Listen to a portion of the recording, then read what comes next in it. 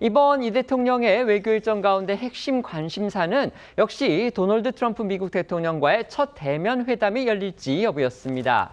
대통령실에 따르면 당초 우리 시각으로 내일 회담이 예정돼 있었다고 합니다. 그런데 이게 지금 무산될 가능성이 커졌습니다.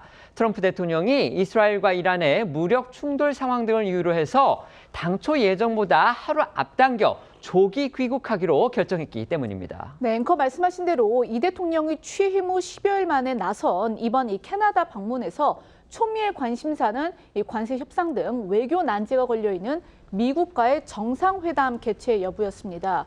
이 결과부터 말씀드리면 이 회담이 열릴 예정이었지만 무산될 게 확실시 된다라는 건데요.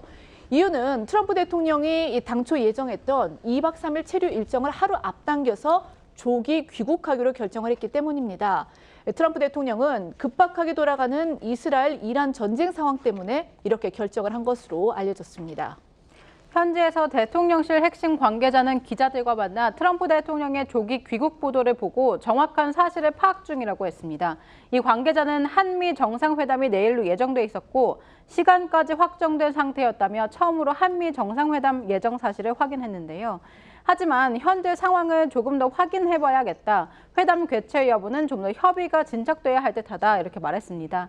이후 대통령실은 한미 정상회담이 어려워졌다며 미국 측이 양해를 구했다 이렇게 추가 발표했습니다. 이에 따라 일각에서는 트럼프 대통령이 워싱턴 DC로 돌아가기 전 짧게라도 시간을 내서 이 대통령과 대면할 가능성을 주목하고 있는데요. 외신 보도에 따르면 중동 정세를 둘러싼 백악관 분위기가 워낙 급박하게 돌아가고 있어서 한미 정상의 대좌 성사 여부는 불투명해 보입니다.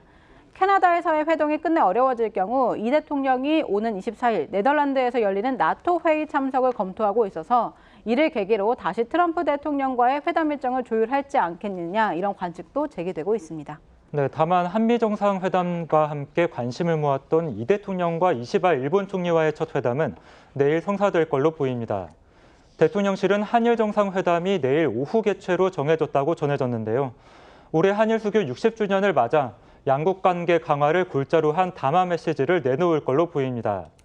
이 대통령은 오늘 G7 국가와 초청국까지 포함한 확대 세션에 참석해 에너지 공급망 다변화와 AI 에너지 연계 등을 주제로 두 차례 발언할 계획입니다. 이재명 대통령이 어제 출국을 해서 캐나다에 안착을 했습니다. 그리고 G7 정상회담 초청국 정상의 자격으로 지금 첫 외교 데뷔전을 갖고 있습니다.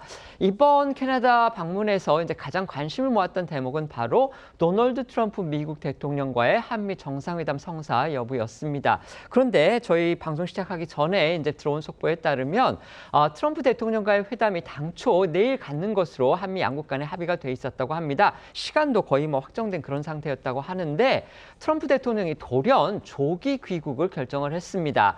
트럼프 대통령은 이란, 이스라엘, 그다음에 이스라엘, 이란 전쟁 상황이 워낙 급박하게 돌아가는 바람에 하루 앞당겨서 조기 귀국을 하기로 했고요.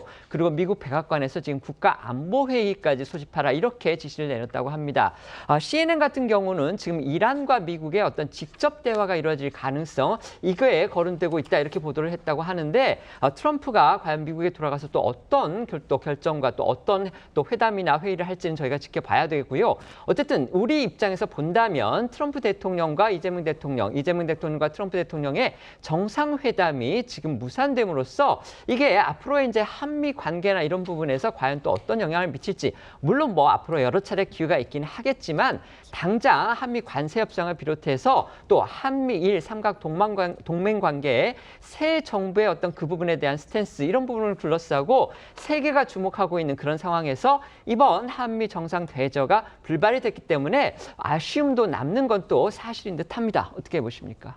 다소 아쉬울 수밖에 없죠. 어떤 6개월 만에 정상 외교 복귀고 또 G7이라는 상징적 의미도 있지만 특히 트럼프 대통령과의 회담을 통해서 한미 동맹을 재확인하고 이후 진행될 관세 협상에서의 어떤 동력을 확보하는 계기로 삼고자 했던 계획이 1차적으로는 일단 무산된 거니까요. 그런데 그게 한미 간 다른 어떤 외교적 이견이 있거나 다른 문제가 관여된 게 아니라 이스라엘과 이란 전쟁 상황으로 인한 이 예상치 못한 변수로 발생한 거기 때문에 이 자체가 크게 문제가 될 것 같지는 않고요. 이미 G7을 통해서 대한민국 민주주의가 굳건하고 경제 또한 뭐 안정적으로 다시 회복해 있다는 것을 알리는 것만으로 일단 성과가 있다고 보고 트럼프와의 회동은 이후 이제 나토에 이재명 대통령이 참석하게 될지는 결정되지는 않았습니다만 나토가 됐든 아니면 다른 계기가 됐든 빠른 시일 내에 한미 정상회담을 추진하기로 했기 때문에 한미 관계에 있어서 이번에 한미 정상회담이 성사되지 않은 것이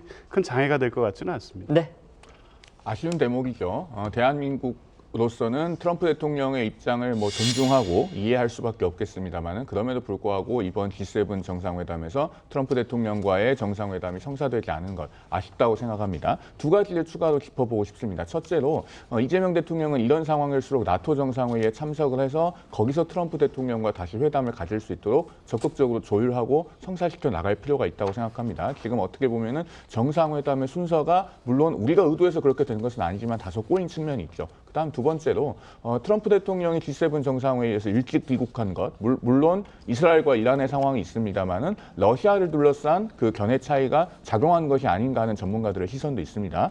그렇다면은 이런 부분은 트럼프 대통령의 특유의 어떤 외교적 불확실성을 다시 한번 보여주는 것이기 때문에 앞으로 관세 협상도 장기화되고 예측되지 않은 방향으로 흘러갈 수 있다는 것을 암시하는 대목이기도 합니다. 그렇기 때문에 국내적으로는 첨단 산업 전략 기금 같은 것을 좀 서둘러서 우리 기업들이 대처할 수 있도록 정치권이 적극적으로 도와야 하지 않겠나 하는 생각이 듭니다. 지금 송 변호사님께서 말한 이 대러시아 관련된 그런 어떤 이견을 말씀해 주셨는데요. 그건 이제 한국과 미국, 그러니까 미국과 한국 간의 문제가 아니고 G7 정상 내부에서의 그 미국과 다른 나라들과의 이견을 말씀해 주신 겁니다. 그 부분은 저희가 분명히 말씀을 드리겠습니다.